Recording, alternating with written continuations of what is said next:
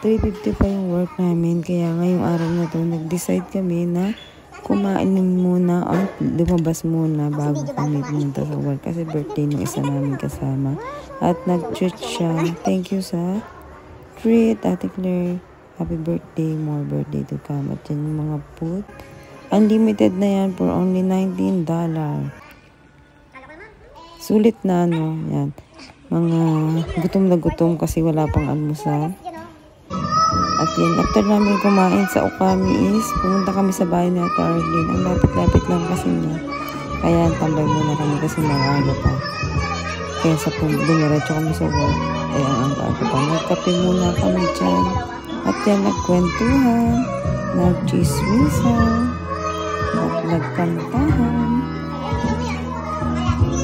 Ang saya din ang bagay na to. Gusto naming ulitin ulit. Thank you for watching. Ayan na, ang ganda no. And then, nagkape rin kami. Salamat, Ate Arlene, sa coffee mo. Next time ulit.